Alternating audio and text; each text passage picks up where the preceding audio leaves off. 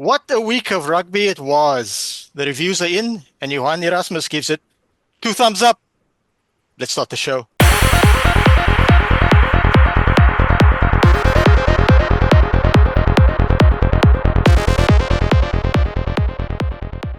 Hello and welcome back to Bit of an Animal, the South African Rugby Union podcast here on the Global Gainlines YouTube channel and the Global Gainlines podcast network. I'm happy to be looking at my screen and seeing a full bomb squad. Jan and Temikosi have joined us once again, and we've got a special guest in the front row, arguably South Africa's uh, best rugby union journalist, Jan De Koning. Jan, happy to have you on. Thank you very much. It's an honor and a pleasure to be here. Yeah. Jan, we've known each other for quite some time now. I'm pleased to see that you've returned back to the podcast arena now, not only audio but as well as video. And yeah, I encourage everybody to like and subscribe and click the notification bell to Jan's new podcast, which can be found on the Megaphone Rugby YouTube channel, as well as the Rugby Unfiltered 2025 YouTube channels. That's one word, Rugby Unfiltered 2025.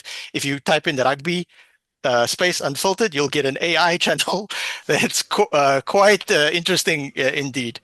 So, gentlemen, lots to talk about this week, so let's get stuck in. South Africa defeating Ireland, so that's Ireland 13, South Africa 24. Jan, we'll go to you first. Much has been said about this game this week, but I won't lead the witness. I'll let you start off with your initial thoughts. I think the Irish got what they asked for. A lot of people keep talking and splitting me and frustrated because we bullied them. We beat them physically, we beat them psychologically, and they started giving silly penalties away. And I said it in another podcast. If you fall flat on your belly all the time, if you go into the scrums and you keep falling flat on your belly, the referee penalizes you, warns you again. Eventually, he's going to start issuing yellow cards. That was two of the yellow cards. The other two were for cynical fouls. I mean, slapping a ball out of a guy's hand and then pretending it's an accident. We all know what happens, and there's so many. They got away with so much. Eventually, the referee got tired. So I think the Box played that very well. It wasn't the prettiest of game, but even good teams win ugly, and they win well. And I think the Springboks won very well. Yeah, I concur with those assessments. Jean, four wins on the bounce now. One more game this weekend. What are your feelings about the tour thus far? Yeah, I think and I think I share the sentiment of Jan in that, while we're not proud or it doesn't make you feel good, I think we became a bit of a bully there in that game. And Ireland certainly came into the match, I think definitely with the intent of proving we can be just as physical as South Africa, especially after the 2023 Rugby World Cup pool match. I think they felt that in terms of physicality and aggression, they can match us. And even if they can't contain us, they can be on par with us. And I think that's what led to um, the red card and now suspension for I believe it's James Ryan for that. I don't know what to call that Superman clear out on Malcolm Marx. But yeah, I think it's been a good tour for the box. Um, I think certainly some things have been shown to us, and I know Rassie is always one looking to learn. So, if you take a quick look at the games, we can see that the young props he brought along, definitely there's some work there that needs to happen. Um, but they're showing already, being in that environment, similar to Buhan Feinter, being in that environment and that slow introduction, not rushing people in and hoping they cope. It definitely pays off. Against France, I think France mentally was the toughest match for us. Having to go through losing Luet, adjusting on the fly. It's Sia's 100th, he's coming off, and then opening up that last 20 minutes. Against Italy, I think Italy is the only team this year that I really feel have gotten the best of the Bok pack in terms of scrums. Happy so far. Um, I just feel like we definitely have some notes, and it's a shorter list than previous years, but we do have some notes going into next year, and I hope that in terms of next year, we now see that continuity starting to build with this is the fast-paced team, this is the conservative team, and that structure, and I'm excited to see what Rassie does with it next year. Interesting. Then because we won, we might have probably put more points on them in the second half. Some of the Irish media are clinging to the fact that they won the second half in terms of points. They got 6 and we got 5. Do you concur with me that good performance, but still things to work on? Yeah, definitely. Definitely. It was a good performance. And I don't know about winning the second half, but if we're going in terms of points, I think they're right. But to also, I think the way we played, especially in the second half, we weren't really going for points. I think if we were going for points, we would have kicked more penalties through this match, but we didn't. It seems like we wanted to physically be upfront with them and see who eventually gives in first. But in terms, but yeah, I think they did put up a good fight in the second half because they almost got within 7, but they didn't. I think we did enough in the first half for us to be in the lead, and even when they tried to come back and fight with us, it was already too late. Jan, you want to come in here, please? Yeah, no, look, I think I'm in agreement with Tembe and Corsi. And I think the fact that we spend so much energy going for repeated scrum infringements, um, I think the problem there is we went for the scrum so many times that we allowed their backline essentially an additional 10, 15 minutes rest Mm. before we decided to go to shift the attack point away. And I remember watching and I was like, watch.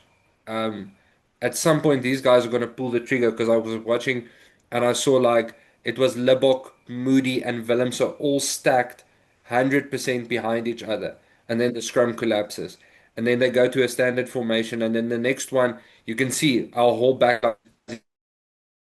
they're nervous because the man short. And again, it's Barney, it's Sasha. Moody is off to the side, and you can see they've got a plan here. A move is about to come, but they've stacked the field in such a way that Ireland's not sure are we going left or right. And then we keep going to that scrum penalty where I feel like after the third time we should have said, okay, guys, let's go to the corner. We know that if we get another scrum, these guys are going to come in mentally broken already. We're going to get a penalty out of it. But while we are also still fresh, let's go there.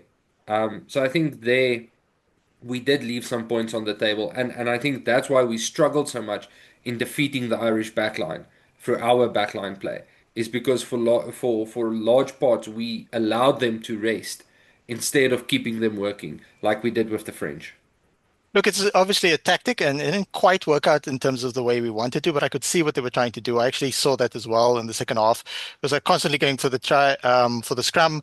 Referee was being somewhat lenient with them towards the end because a couple more, they should have really gotten 2 more yellow cards, in my opinion, anyway. Jan, it's quite interesting that it's almost like the shoes on the other foot because it was really, if I remember correctly, the loss of the Irish that put the fork into Alistair Coetzee, which then started this whole journey we've gone on with Rassie and his team. But the Irish are freaking out now to a degree, but I still feel like they're a reasonably good team and they've got 2 years. I guess I'm World Cup rugby obsessed. They've got 2 years to like refresh the squad. However, as we've seen on the Interpro show, the other podcast, the Irish podcast on this YouTube channel, it seems like nobody in Ireland is convinced that Andy Farrell is going to pick anyone other than his close mates.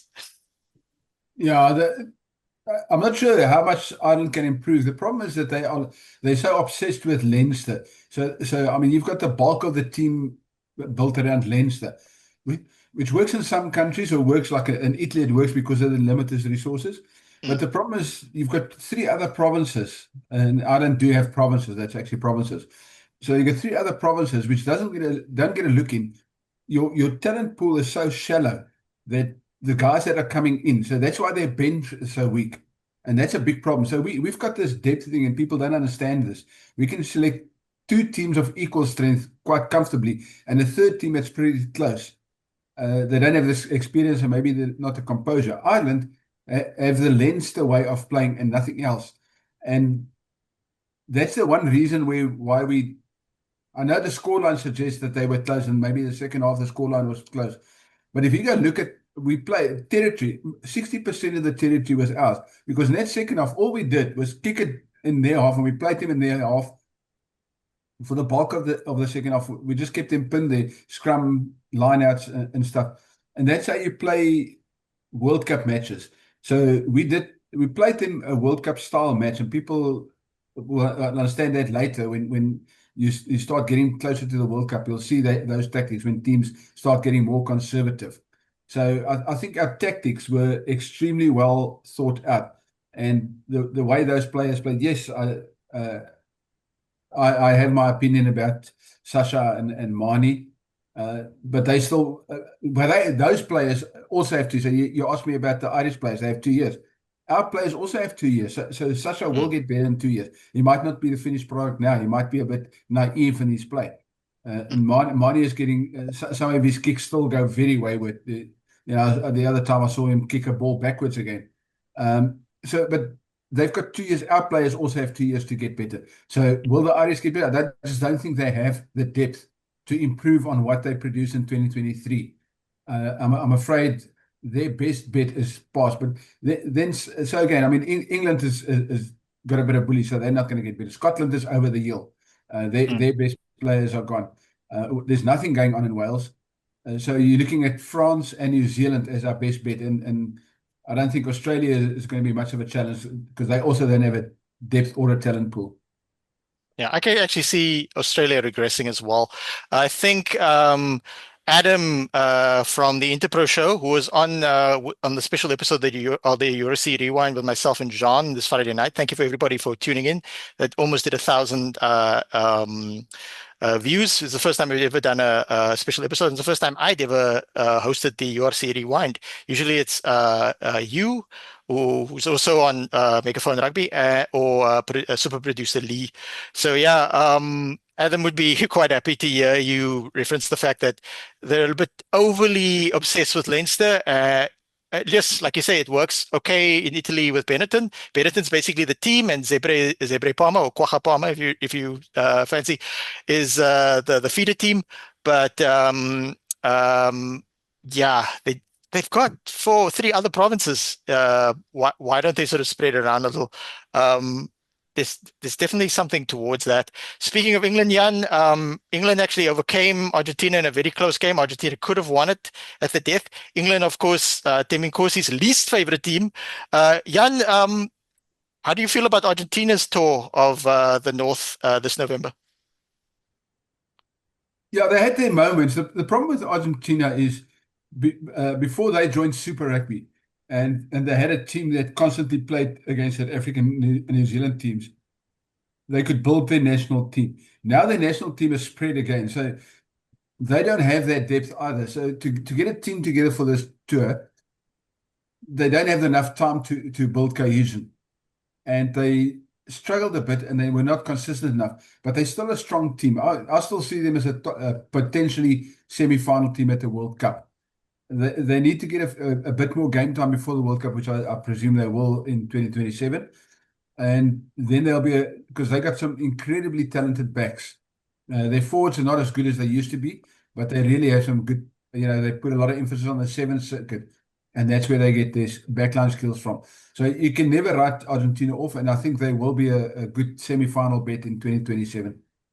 Yeah, I see Argentina getting improving, but even though Australia are hosting the World Cup, they seem to be regressing. Maybe it's just the exhaustion of the season and such a small player pool.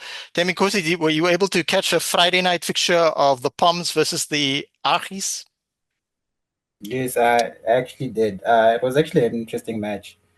Up until, well, I thought that England was going to go and run away with it after the strong first half that they had. But Argentina really stood their ground. It seems like they are also a second half team, and they were pushing hard to actually win that game. In terms of, just to also just comment on what Jan was saying, in terms of their season, I think they did really well. Yes, the players are kind of all over, and sometimes they don't have all their players, but I think if what is the Super Rugby Americas, if that one keeps going, at least they have some sort of place where all those players play together before they actually spread up and go to Europe. So they're building slowly, and I think actually, I think yeah, I feel like I can confidently say that they are a tough team because now looking back, even the past three World Cups, I think they were either were bronze or fourth. So it means that they're really building on a nice trajectory. Jan, your thoughts on the Argentinian team sort of building nicely? I think the one thing that stands out to me is the fact that they've got a very creative coach who he almost gives me Rassi vibes in terms of he realizes he can't use business as normal. He has to go with business not normal. So that sort of gives him the freedom. And one thing I know, I watched a podcast where they were speaking to Julio Montoya, and it was actually very interesting because he said they actually do a lot of digital work, similar to what we're doing now. Like they would have Zoom meetings in the middle of the week and things like that, where the forwards would run through their stuff and just chat based on what they've seen in the Prem or the top 14 or the URC or wherever they're playing, they would sort of get together and have these sessions where even just mentally running through the drill, I don't know if anybody's seen like what the Blue Angels and those guys do with the group visualization exercises where there's one person that sort of starts the clock and then everyone says, for example, in a mall it would be the number four would be like I come down, I fold in, and then the five, six, seven all sound off, we're tying in, we're pushing forward,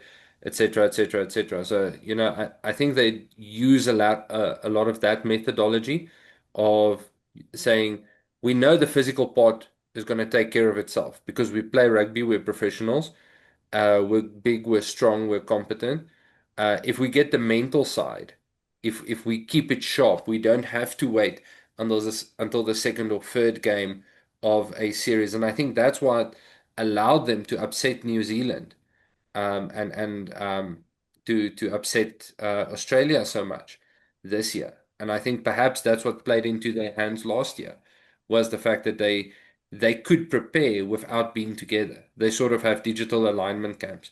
But I'm very excited for Argentinian rugby. They are perhaps the only team in rugby that enjoy meat, flames, and red wine as much as we do. So it's good to have a similar culture in the top four. It can't just all be creamy pints and rainy weather. Yeah, I enjoy the first of those two. Speaking of upsetting New Zealand, Thembikosi's favorite second team, New Zealand, was so upset that predictably they put 50 points on Wales. Thembikosi, what are you taking from this game? Besides a big I smile. think Scott Robertson is happy that the season is over. I think he's being waiting for this. Is now he can go back and find the rest. And I think for the next few weeks, everyone will be off his back. Everyone will stop complaining about how New Zealand is playing. So, yeah, it was a good game. I can't really talk much about it. I can't say that New Zealand were great. They beat Wales, and Wales scored 4 goals. I mean, 4 tries, which is concerning that you're leaking 4 tries to Wales, but yet you won by a big margin. But there's still lingering questions that we've been asking the whole year, and they're not sorted. But it was nice to see Ruben Love play. I thought they should have gave him the whole game, but yeah, he did make a defensive error that kind of led to a try. I understand why they took him off, but I feel like they should have let him play. And in terms of everyone else, I want to say that they're testing new combinations, but it was mostly due to injuries. So it was nice to see other people playing than the normal New Zealand team because we've been seen as a pretty straightforward New Zealand team throughout the whole season. So it was nice to see them a little bit changed, but I don't think they should be as happy as they are about that Wales win. They should just be glad. Jan, what are your thoughts on Reza's tenure now that he's completed his second year at the helm? He's also got a problem with building a team. I think he's got a bit more time because people don't. His problem was that in Canterbury, they all think in the same way about rugby. So the Crusaders are always people used to go there. But now he's got a lot of new players who not necessarily think, because they also come from the Highlanders, or there's guys that's coming from the Hurricanes and some from the Blues. So the guys think slightly different about the game. And he hasn't melded it into a constructive unit yet. But I think his depth is also another problem. I think people underestimate how bad Super Rugby really is. It looks pretty on TV and looks impressive on TV. But the physicality of Super Rugby, if you see how the Springboks stood up to I know there was Auckland. There were two blimps on the Springbok. It's Ellis Park and Auckland. But if you look at what happened in Wellington when the Springboks played to their true potential, how much better they are than the All Blacks. And I think people overlook that the All Blacks are not consistent, one, and they are not nearly as physical as they used to be. So when the Springboks are on song, physically they bullied the All Blacks more than they bullied Ireland. And tactically, that was one of Sasha's best games ever. And, there's a lot of hype around Sasha, but that's a true view of how good he can be and how bad New Zealand can be. And I think that should have the alarm bells ringing in New Zealand. And that's why there's people that are already starting to ask questions about Razor and his tenure and whether he's going to see the World Cup in 2027. Jan, considering that we're going to face New Zealand 4 times next year toward the middle of the year, the Rugby Greatest Rivalry Tour, which players stood out for you in this much changed team that put 50 points on Wales? I'll tell you this first of all. I don't know where Riku Ioane fits in this All Black outfit, because he doesn't, to me, have the space or vision, the pace or vision to be a wing, and he certainly lacks the defensive cohesiveness to be a center. So I think that is a conundrum, because he's a very talented player, but the only reason Wales upped their record of points scored against New Zealand in a single match from 21 to 25 or 26 was the fact that Rico Ioane is more concerned about drifting than committing to a tackle. And I think for a 13 in a defensive situation, you have to be able to make that critical read and go, that's the guy I need to hit. I've got the pace and I'm backing myself to make that hit. I mean, Jesse Creel's a perfect example of this. And I would take no other center over Jesse Creel for purely on defense, right? He always knows where to shoot in and either to completely shut down the space or to hit the right person. And I think that is a conundrum that Razor is struggling with. I think Ruben Love was pretty good, and I think they've got a couple of other guys, but there's 2 things that concern me for New Zealand. If I put myself in their shoes. One, they're a team struggling with their own identity because they're known as a team who play passing, fluid, connected rugby. And I think a rush defense completely strips them of that ability.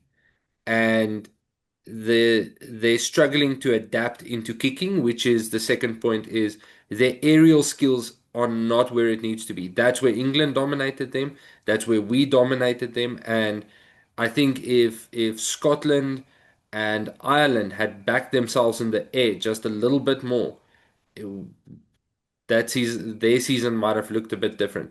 But I think we know where we got them, and how to get them. But yeah, Razor's got a lot of time to sit down and plan his way into the next um, into the next few matches. And I think also we just cannot discount the absolute factory of magic players that they have down there. Their skill set coming out of school level, different degree. That is one thing where they are not lacking. They might not have size, and they might not be as physical as other teams, but their skill set is still one of the highest that you Yeah, and that's an interesting aspect because Ricky Ioane is going on a sabbatical to Leinster, and that also links to the fact that Leinster brought Jacques Nienaber in, and he's managing the defense. And if Ireland is so obsessed, it's like 3 degrees of separation. If Ireland is so obsessed with just mimicking Leinster, is that sort of a struggle that Farrell's having, similar to Razor in terms of Razor's got all these different teams. He used to just coach Crusaders to a much success. And now Farrell's got this thing of like Lancaster used to be at Leinster and things at Leinster used to fit a bit more perfectly into the Irish setup. But now Nidab is there and he's got a completely different setup to what they're doing in Ireland. Yeah, it is an interesting conundrum for them. And the Irish media, or the Irish crybabies, as I like to call them, they're having a proper meltdown about Jacques Nienaber. I see there's people that suggest that Jacques Nienaber is just a spy because he said that in 4 years' time or whenever he's finished with his Leinster contract, he might rejoin the Rassie. Now they say, yeah, you see, he's just a spy there. But that just comes because we beat them and they're under pressure. They haven't they've lost a couple of key games. I think at Leinster it works because they've now had a proper season to work with Jacques and they've adjusted. Those players adjust. When they come to Ireland and it's suddenly a different defence coach, then they have trouble adjusting again. So you got the same group of players playing one pattern for Leinster on defence, and when they come to Ireland, it's a slightly different pattern, and they struggle with that. And that's not something that you adjust in a week or two. It takes time. We saw initially Leinster struggled with Jacques' defence pattern, and then they got it right, and now they're a good team again. So that's a big problem for them is the same players playing two different patterns or under two different sets of coaches. So Leo, Cullen, and Jacques get on very well, and you can see it when those guys are at Leinster, they look proper. And then suddenly when they get to Ireland, there seems to be some confusion. But yeah, that happens when you've got two coaches. I think in Italy they've managed that a lot better. In Scotland they've also managed a lot better. That's why Franco Smith is so heavily involved in the national setup, and most likely will be the guy to take over when their coach moves on. But in Ireland it's very different. They don't seem to have that connection between Leinster at domestic level and Leinster at or Ireland at national level, which is essentially the same players. How is Rassi managing this? How is his connection with the four URC franchises? He's got a very good connection. I mean, there are issues. I mean, we know that the Lions have got their own problems, but Rassi sends his people around. I mean, Dwayne has been to the franchise, Dwayne's been to the Cheetahs. So they've got the guys and they avail themselves. Rassi's difference is that he has these alignment camps, and people must never underestimate something that John said earlier about the digital way that the Argentinians operate. Rassi's alignment camps is very similar. He brings the guys. It's not a camp where the guys spend a lot of time on the field and a lot of balls and training and eating tackle bags and stuff. They sit in a room and they align themselves with the ideas. And Rassi is very good at organizing and spending using his time. So, if he's got 3 days with these guys, he gets so much work into them. So when they eventually get to a training field, those guys are all on the same page. They know that when they go to the Lions, that's what I'm going to do. That's the tackle system I'm going to use. They get to the Bulls know that's exactly what we do under Johan Ackerman. But when they get to Rassi, they've had time with Rassi. They understand, they get into the system, and I think we're better at switching. Also, the Japan guys, they do digital alignment camps. The same with the overseas guys. Rassi aligns them, they bring him into digital aligning camps. And I think that's where we are so far ahead of the rest of the world, is when you can't be physically training all the time, but you can still prepare properly. And that's where Rassi is very good. And he's big on numbers. He's big on stats. He's big on, he calls it getting into battles. Take one, Jasper Wiese, people understand, oh, yeah, he looks, he didn't have a good game. And then you go see the numbers that he produces, like the most carries in the game. And I think he had 9 tackles and 15 carries, or I'm talking about carries, it'll be 13 or 15 carries and 9 tackles.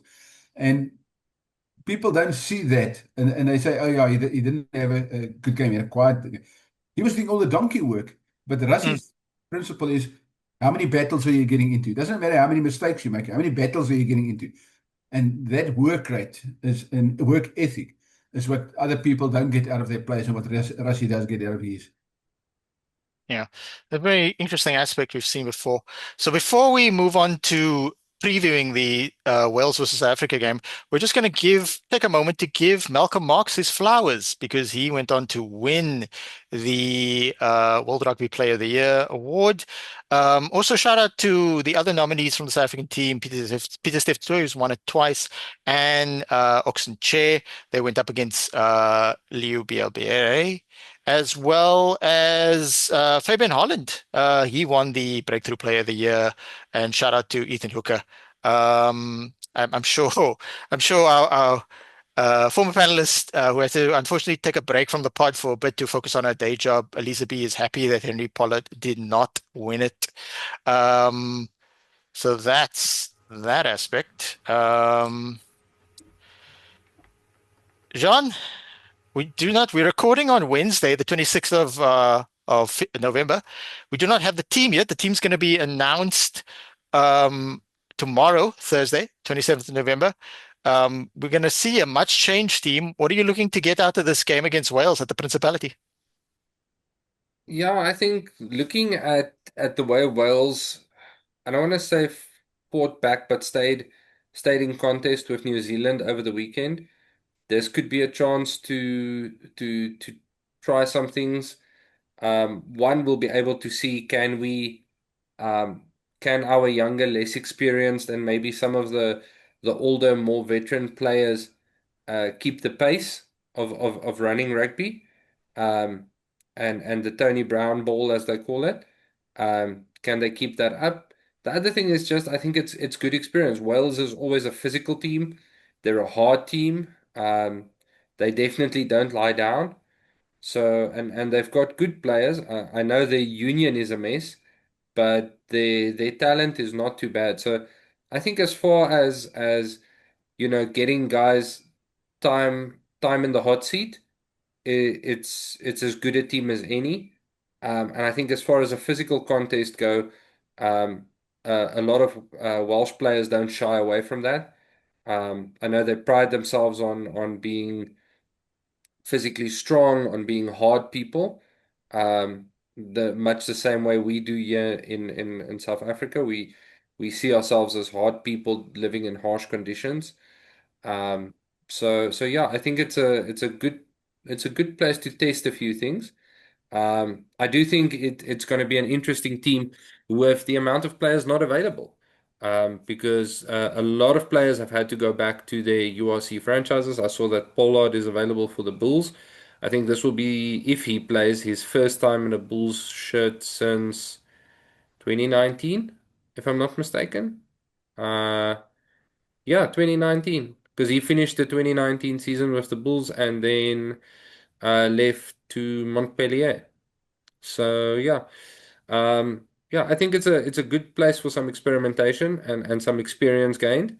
But obviously there will be some steady heads to see the game out. We know Rassie always keeps at least one or two steady heads in the team to guide them Yeah, if things get a bit the intense. balance of youth and experience is going to be interesting. The Sharks got a few players back, like Grant Williams was allowed to leave.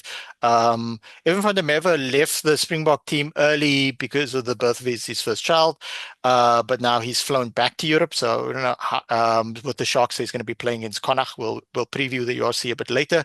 Jan, can you talk us through the pros and cons and the thinking of the Springbok team scheduling a game with Wales during the same time as URC round 6? I think it's a money spinner for Wales. Are they in desperate need of money? So I think this game is arranged to get some money for Wales. But they've shot themselves in the foot, because I think, we know the Springboks have lost a number of players, but Wales is fielding a very, very young, inexperienced team. So they've got a big problem And they don't have the depth that we have. So we can, like we said earlier, I mean, the Springboks can field two teams. This might even be our third team, which is still should be good enough to beat Wales comfortably. Wales don't have the depth, and it's going to be. I'll be surprised if they get within 20 points of the Springboks. I really will be surprised. But I mean, if you want to have a money spinner, you're going to have it at a time where you can actually put up a performance or the type of team that will fill up the stadium. I'm not sure they're going to get more than 50,000 in that 80,000 seater stadium. Yeah, it's interesting because they put up a England when they hosted New Zealand was setting it up like well, we want to win the game. Wales, when we watched the Wales game this weekend against New Zealand, it was more like, look, we're probably going to lose. We've got an inexperienced team, but we're going to give the crowd an experience. We're going to dim the lights. We're going to put the spotlight on the haka. We're going to put a mic at the haka as well, which England didn't do. So I need to actually check what numbers they got, but it was reasonably well attended. So yeah, it was probably a money spinner for them in that respect as well. Demikosi, I look forward to these types of games because unlike Ireland, I like the fact that the Springboks do rotate and bring in fresh players and mix the youth with experience and still put on a show and win games. I believe Mone van der Berg and Asnati Klabakane from your Lions are going to be in the mix. Are you excited to see them play at a higher level? Yeah, actually, it would be a good thing if they actually get to play. I'm not sure what the team is gonna look like. Hopefully, they weren't gonna do what they did last week at Wales, where the stadium they lit fireworks in a closed arena. Please don't suffocate people like that. But I'm assuming that the team is gonna be like the one against Italy, and yeah, if we're taking Wales and their clubs, it's going to be interesting if they're going to prioritize the Wales international match or if they're going to prioritize the clubs for most of the players to see who will eventually end up where. However, I don't see, yeah, like Jan said, I don't see us losing, but it would be interesting to see how which team will actually play that game and how the combinations will work. It would be nice to see like another Moody hooker center partnership, maybe with the different combinations of the outside backs. It would be interesting to see how Russell will pick the team. Yeah, we might also have a special URC Rewind episode this Friday because our colleagues, this Global Gainlines YouTube channel is basically born out of the fact of the RAP YouTube channel, which is the Welsh Regional Rugby Appreciation Podcast. And on there used to be a URC Rewind, which then gave birth to the Interpro show as well as the Bit of an Animal, which you're watching right now. We do not have we don't need a Welsh podcast on here because it's already on the RAP. And we do not have a Scottish-Italian podcast as of yet. In fact, we've lost our Scottish presenter on the URC Rewind, Policeman Ben. Unfortunately, he had also had to step away for work commitments. So there's still an opportunity there if anyone's watching and you're Scottish or Italian and you want to join us with respect to that. Unfortunately, as alluded to earlier, Lisa B also had to step away. So we're looking for a Stormer supporter or, a South African rugby supporter. I would love it if a Griquas supporter joined us. I mean, you are Currie Cup champions and worthy champions at that. This Welsh game will kick off at 5 South African time. I certainly will be tuning in. Now we look forward to the URC round 6. And we start on Saturday at 2 o'clock. And it's Jean hosting Thembi Nkosi at the Bullrink in Pretoria. Jean, you're at home. Prediction?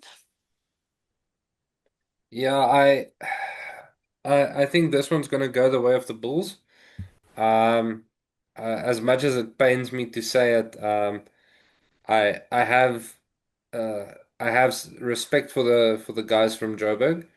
They certainly seem to find and develop talent just to sell it off. But yeah, I think the Bulls currently with the coaching setup they have, and especially in the forwards, the dominance. I don't think it might be a first half dominance. I think maybe second half. Um, and yeah, just being able to push back and get penalties. If Pollard plays at 10, I'm sure it's going to be in the back of their mind. If the attack is going nowhere, let's just get a penalty in their half. Polly puts it over for 3, and start building that scoreboard pressure time and time again. I don't think it'll be a big margin though. That's my expectation. I would say 7 to 10 points at most. Then because you don't have much of a disruptive team, you guys have been training together for a while, 3 weeks in fact. Yeah, you're not playing away like the Sharks and the Stormers. Your anticipation of this game? I'm thinking it's going to be a tight game. Um, yeah, I think it's just going to be a tight game. Come to think about it, yes, the Bulls are missing much more players, but the players that they already have, and like they already poached again another player. It's like I think I'm like a factory of for anyone in the URC or in the South African development. Like if you want a player and you need someone to train them for a little while, come to the Lions. But yeah, I think it's going to be an interesting game. I'm hoping that we can give an upset, especially because it's Ackerman. I think he needs to suffer a little from the Lions. It would be just service for going across the N1 without even notifying us or something like that. So I really hope he gets bashed. The Yixke derby. Interesting developments recruitment-wise, because Chris Smith, having returned from France, is very much the Lions' first choice guy. I thought that Kate Voliter and Lulabalo Dobela were fighting it out to be the second choice.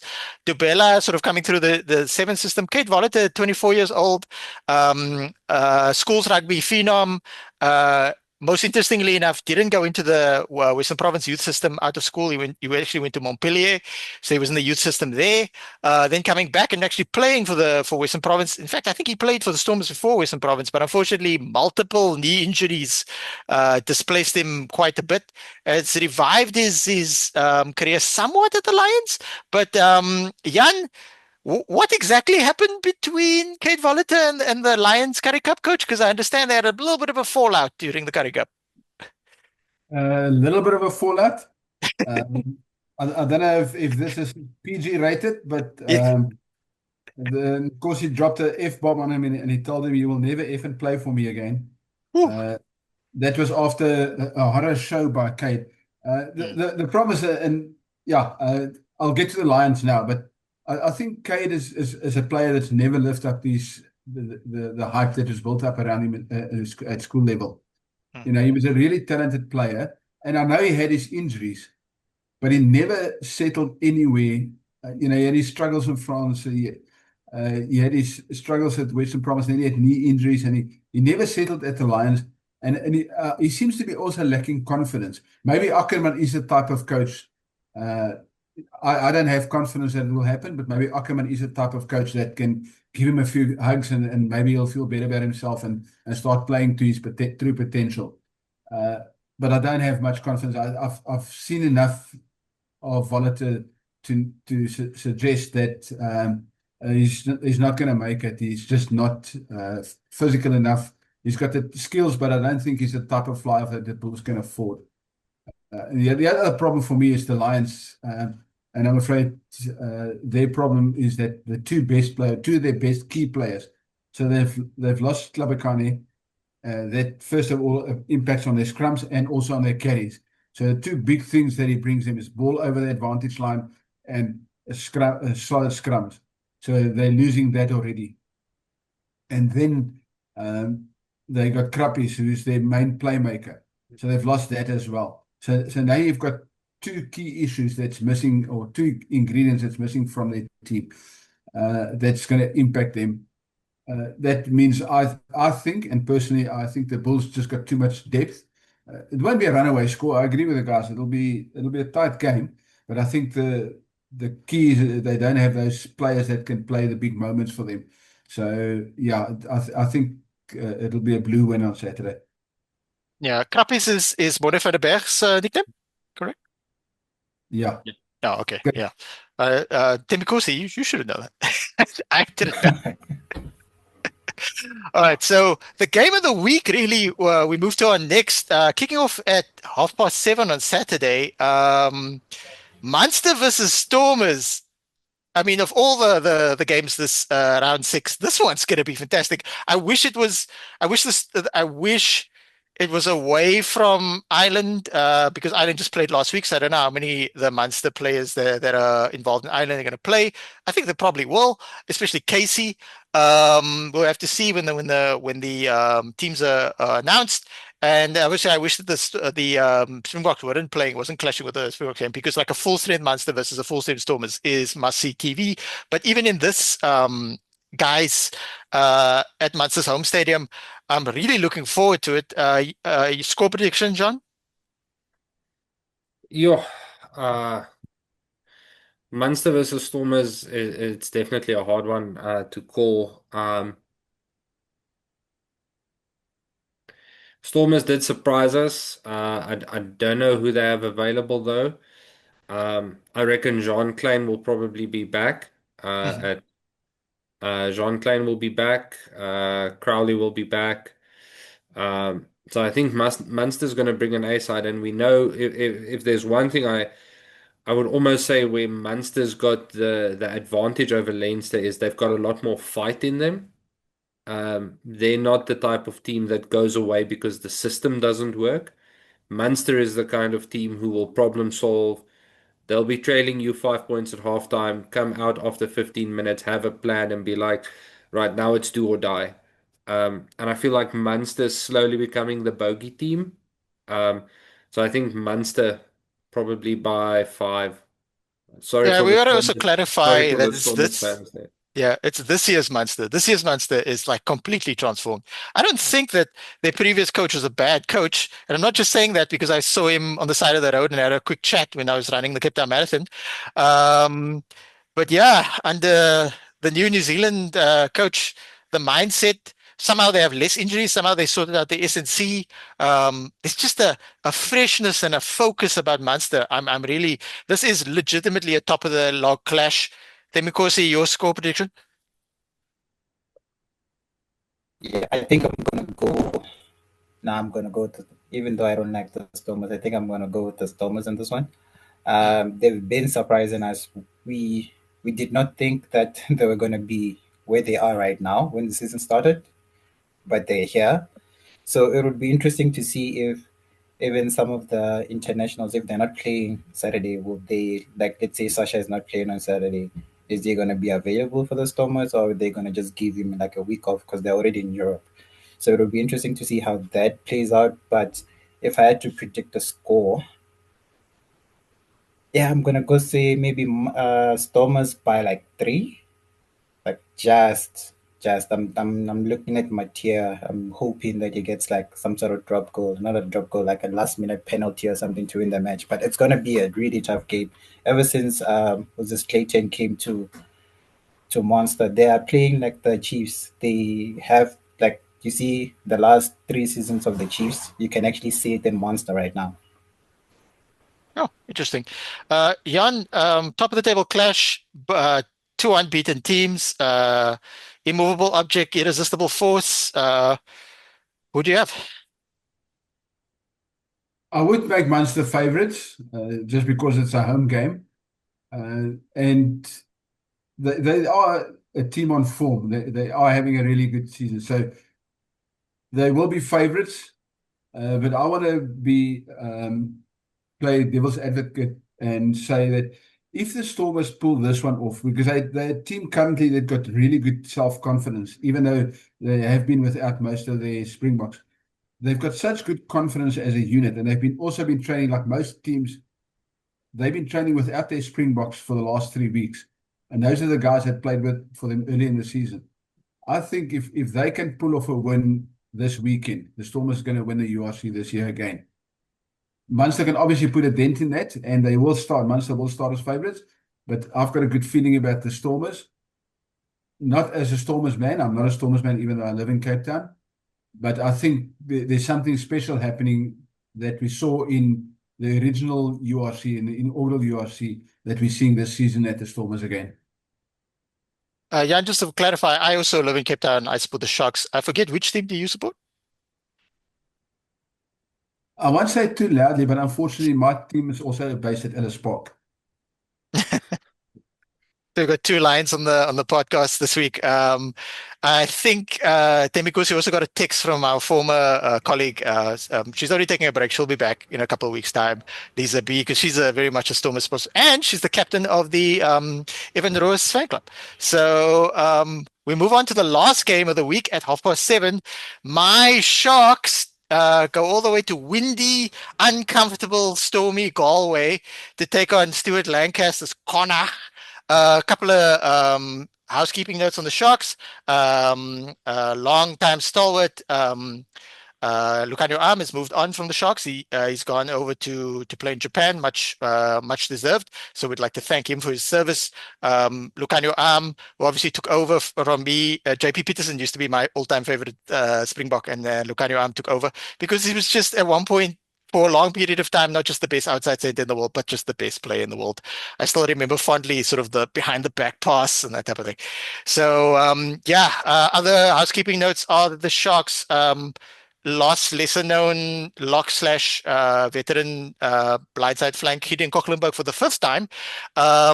Gideon Kochlenberg, who joined the Sharks and left four times. He left once more, having just recently come back to play in the second division in Japan. So thank you for him for his service. Gideon Kochlenberg, of course, once he retires, will have a very flourishing career as a Harry Maguire impersonator because he looks exactly like Harry Maguire. All right, guys. Sharks. I don't think we're going to win this game. That's my prediction. Temikosi, do you think what score prediction? Connacht Sharks. If you guys don't win this match, then I don't know. I seriously don't know. Like we've been like, I think the Sharks are the least consistent team out of all of them, and I'm a Lion supporter saying this, and I feel like we are better than you guys at this moment, even though you have a better roster than us. Yeah. So I don't know. I think we're close. The problem with the Sharks is that, like, we've got some of the injured guys back. It's just so difficult to predict. We've won one game out of 5. We've drawn another game. We lost 3. So, unfortunately, Siama Suku's also injured. He's a key player, but we've got Currie Cup winning fly-off George Whitehead in his cover. I'm glad to see Currie Cup winning captains Sebo Glamini still in the mix. That guy has got good potential. Very young still. I wish we win, but I can't really see it happening. And besides, Connacht didn't lose. Well, who did Connacht lose to the national team? They lost Australia Mac, return of the Mac Hansen, but he's injured. Bandi Aki probably won't run out for them. But I think the conditions are going to be too much for us, to be honest. Jan, Sharks or Connacht? Yeah, I'll put my money on Connacht. I won't put my house on Connacht, but I'll put my money on Connacht simply because of the conditions. The Sharks' game plan revolves around being clinical. And when conditions go against them, that all goes out the door for some other reason. I don't know what they're probably. They can't even catch the ball in a humid Durban. So I'm not sure how they're going to catch a ball with a gale blowing at 100 miles an hour at you. The reality is that in Connacht, some of you might be familiar with it at the Green Mile in Cape Town. But Connacht is at one field where the wind comes through the stadium and sometimes the ball comes back at you. It doesn't matter where, unless you kick it on the ground and roll it on the ground, it'll blow back at you. The wind can get nasty. So I haven't seen the actual weather prediction, but very seldom do you have a calm evening in Galway. So I think the Sharks are going to be in trouble. Yeah. Jan, while we have you here this week, it's clear that this is Plumtree's last season with us in his second stint in coaching. Who do you think's going to take over, and who would you advise takes over from Plumtree? Jake White. Well, if the monkey paw. No, I'm talking. I said Sean, but I meant to say Jan. Everybody's got a J. Hey, sorry. Jan, you want Jake White to take over? No, I was being cynical, don't worry. But in all seriousness, I think it's going to be Muscle Man Stonehouse. Do you think that's the most likely? No, I don't know. It's a possibility. They are working with Jimmy. They are talking to him. Yeah. You know, there is that cooperation. He deserves a game like it. My problem is just that Jimmy's culture, Jimmy's personality does not Mm, suit the flashy boy. I mean, if you think the Cape Town guys are surfer boys, I mean, the Sharks guys are very different. mm, So there's too many egos there. So I'm not sure if they will cope with Jimmy's brash personality. yeah. He's a very good person. I'm very fond of Jimmy and I get on with him very well. But I think it's going to be a big problem for the team to adjust to that. From Plumtree, which is a more relaxed, almost a blasé type coach, to Jimmy Stonehouse, it's going to be a big problem for them. Yeah, it's very interesting because I've spoken to a bunch of the Pumas players, and they love Jimmy Stonehouse. Also, if you watch their Instagram, he doesn't take himself too seriously. There was an Instagram of him showing them cards and stuff like that, and shuffling cards as if he was like at a casino. I've never the only person I've ever seen shuffle cards like that in person is someone I studied alongside. So shout out to Sven Sorensen. So Jimmy was doing that. There was a video of him on the Pumas Inside Center's Instagram where Jimmy was singing Sweet Caroline at like karaoke and things like that. So my understanding is that he's a very balanced coach in terms of he'll have fun with you, but he'll be serious in other points in this as well. So yeah, we'll move on to Jean for real this time. Jean, Connacht going to win by 10 points or 20 points? I'll be the devil's advocate on this one and say I would actually not be that surprised if the Sharks manage to squeak it. Simply by just discarding that game plan that Jan described and going to punch up rugby. I think that's where they will get the most return on investment if we want to use the polite terms. But I think if the Sharks really go to punch up rugby, channel one runners, not flashy, not kicking, keep it basic and just grind your way. Like if you find yourself in the 22, just keep punching till you get there. I mean, we've seen it time and again. I even said the other day, I think it's better for teams in today's rugby environment if you are on your second warning on your own try line. I would rather you concede the 7 points than infringe again and get the yellow card. Like, rather let them score the try. Make the tackles and everything, but if they score the try, it's fine. 7 points, you can go and score a try. Lose a man, that's down for 10 minutes. So I think if the Sharks play it right, they can do it. Um, I think the odds are Connacht by 10, but if we see Sharks by 3, I will be saying I told you so next week. And if the monkey paw truly exists and it kills, the Sharks will get Eddie Jones as head coach. Yeah. I used to joke about Eddie Jones, and my perception of Eddie Jones was just sort of like a fun character type thing. And obviously, he was a part of Jake White's World Cup winning setup and things like that, and he's done much since. However, Adam from the Interpro show also uh, explained to me some of the stuff Eddie Jones said while he was at the England coach, just to get under the Irish and Welsh team skin, and some of it was banter, and some of it was a little too edgy for my liking. Yeah, I'll let Adam say so, repeat those things. Guys, that brings us to the end of the show. I'd like to thank Jan De Koning for joining us. Earlier, I said you were arguably the best rugby journalist in South Africa, but the reality is that what I meant to say was you're the consensus rugby journalist in South Africa, and that says a lot because what people don't understand is that we do a lot of things good in South Africa, but one of them on the field and off the field, one of them is journalism, and I can point to the Daily Maverick as it relates to that in terms of just investigative journalism and sports journalism. It's not just heart transplants that we're kicking butts in this country. So Jan, thanks for joining us. All right, thumbs up from Jan. And then John, Demikosi, until next week, as we say at the end of every episode, in Rasi we trust.